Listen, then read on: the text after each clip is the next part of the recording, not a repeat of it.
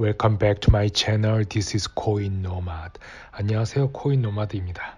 중국에서 이 위안화가 어떻게 쓰이고 있는지에 대해서 알아보고, 또 스텔라와 독일에 있는 은행이 같이 스테이블 코인을 개발하기로 했다. 그리고 USDC를 스텔라에서 구동하겠다. 이제 이런 얘기를 한번 해보겠습니다. 트럼프 행정부에서 경기 부양금, 스티뮬러스 체크죠.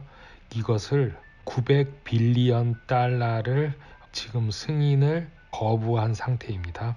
다음 행정부에서 같이 처리될 것이지만 이게 승인이 나야 되는데 트럼프가 거부하고 하원에서 거부하였는데, 그 거부한 거는 600불이 너무 적다, 2000불로 올려야 된다. 이제 개인당 연기되고 있는 거는 사실입니다. 새로운 대통령 취임식도 1월 20일입니다. 불과 한 25일 뿐이 안 남은 이 상태에서 리플 소송, 이게 문제가 아니라 경기 부양금, 스티뮬러스 체크, 지금 미국 계신 분들은 다 기다리고 있죠. 그리고 또 이번에 미국 연방 정부가 셧다운할 가능성이 있다고 뉴스에 나오고 있습니다. 그래서 지금 가장 중요한 거는 최근에 레이 달리오가 말한 것처럼 달러 시스템은 무너졌고 리저브 펀드가 심각히 손상되었다. 미국 연준이 관리하고 있는 리저브 펀드가 심각하게 손실되었다. 그래서 저희가 XRP를 투자한 것이고, 그리고 XRP와 XLM, 리플과 스텔라에 관심을 갖게 된 거는 제드 맥켈럽이 만든 네트워크 레저는 똑같은 것이고, XRP는 이미 전 세계 은행들과 함께 인프라를 갖춰져 있고 쓰이고 있다. 이제 그거를 이제 기억해 주시기 바랍니다. 중국이 최근에 이 위안화를 가지고 4개의 지역에서 지역적 테스팅을 하고 있습니다. 다른 나라와 달리 중국은 이미 상점에서 이 위안화를 시험 가동하고 있는 것을 사우스 차이나 모닝 포스트에서 기사화돼서 제가 가지고 왔습니다. 중국의 최근 디지털 화폐 테스트는 2배로 줄어들고 상인과 소비자들이 이 위안을 수용하게 되었습니다. 2배로 줄었다는 것은 첫 번째 했던 것에 비해서 지금 두 번째 테스트는 반으로 줄었는데, 처음에는 많이 거부했습니다. 사람들이, 상인과 소비자들이. 왜냐하면은 이미 알리페이와 위챗으로 페이를 하고 있었는데, 그거를 다시 정부의 이 위안화로 바꾸려면은 몇 가지 바꿔줘야 할 것들이 있기 때문에 거부를 했습니다. 가게 주인들이 거부를 했는데, 그거에 대한 수수료, 그거에 대한 여러 가지 중국 건설은행에서 은행 계좌를 개설해야 되고, 전자지갑을 요청해야 되고, 사용하는 사람들은 렌민비 앱을 또 깔아야 한다고 합니다. 스마트폰에요. 두 번째 테스트에서는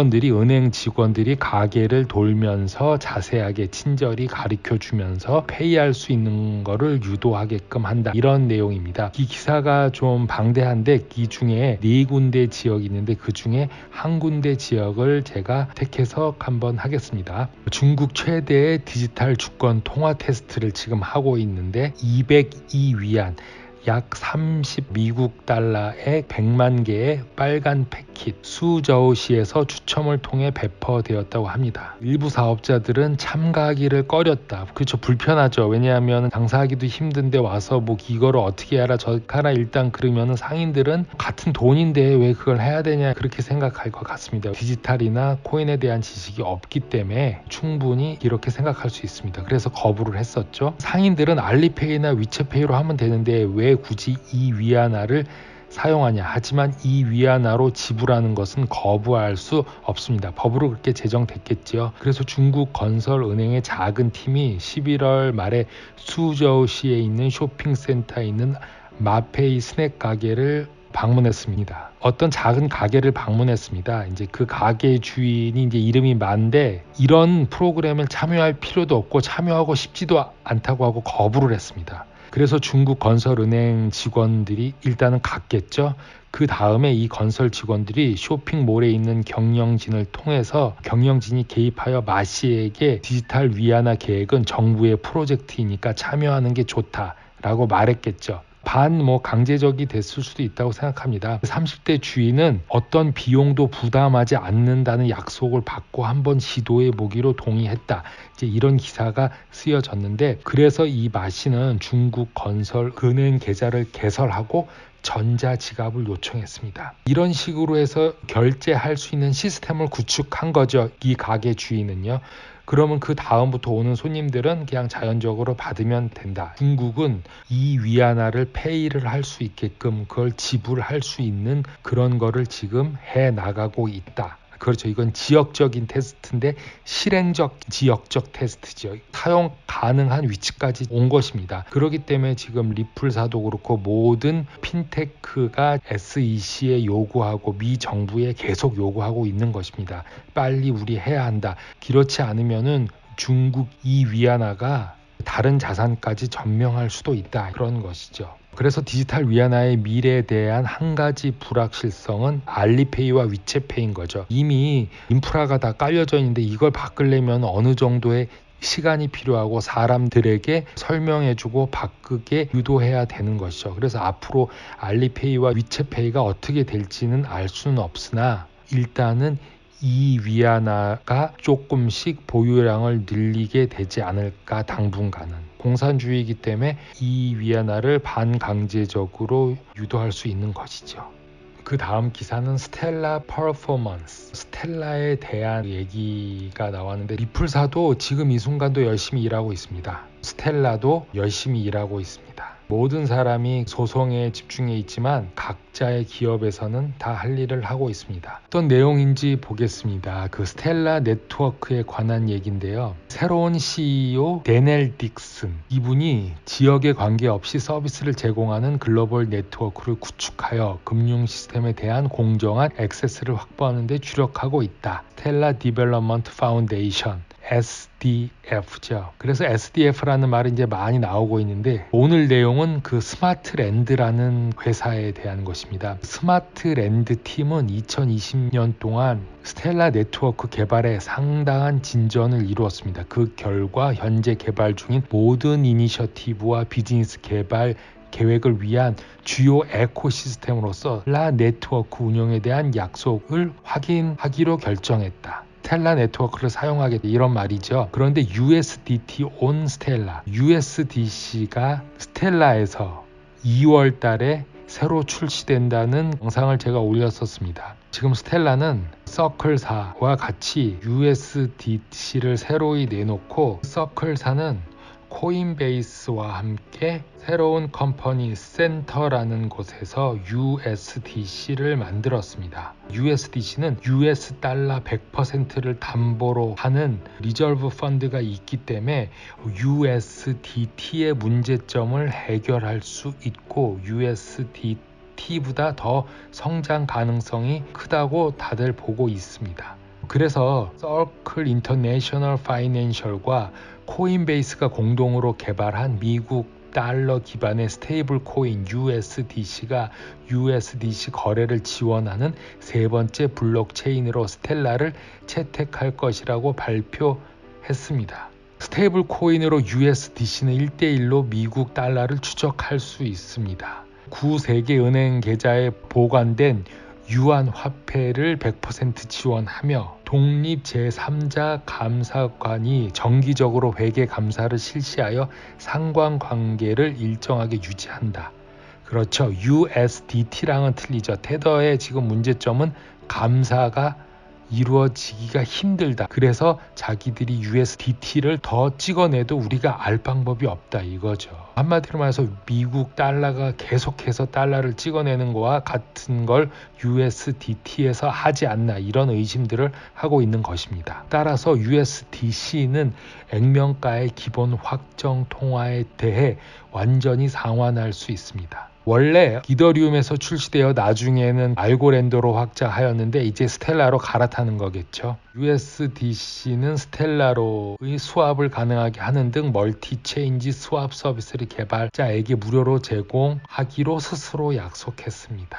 스텔라 펀드는 이익을 창출하는 회사가 아닙니다. 이는 작성 당시 8억의 USDC가 유통되고 있기 때문에 스텔라에게 있어서는 상당한 발전이며 USDC만으로도 USDC가 저비용 효율적인 거래 결제 수단이 됨으로써 스텔라의 활동이 상당히 증가할 것임을 예상합니다. USDC on 스텔라라는 것은 스텔라 네트워크 안에서 USDC가 움직일 수 있다, 활동할 수 있다, 이런 얘기를 USDC on 스텔라라고 이렇게 기사에서는 나오는 것입니다. 2021년 2월 중에는 이용할 수 있을 걸로 예상됩니다. 그래서 USDC는 지역에 관계없이 사용자에게 서비스를 제공하는 글로벌 네트워크를 구축하여 모두를 위한 금융 시스템에 대한 공정한 액세스를 창출하겠다는 게 스텔라 네트워크의 목표 달성의 핵심적인 동인이 될 것입니다. 그리고 새로운 기사가 또 나왔는데요. 기사는 여기랑 겹치는 건데 제가 보여드리겠습니다.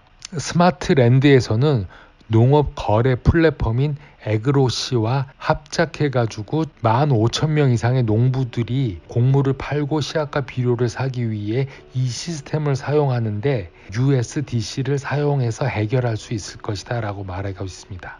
이 회사는 동아프리카에 위치해 있고 스텔라는 전 세계 어디에서나 다 사용할 수 있다, 그런 내용이 나와 있고요. 다음 내용은 뱅크하우스 폰데르 헤이트라는 독일의 큰 은행이 EURB라는 자체 스테이블 코인을 발행을 하는데 스텔라와 함께한다.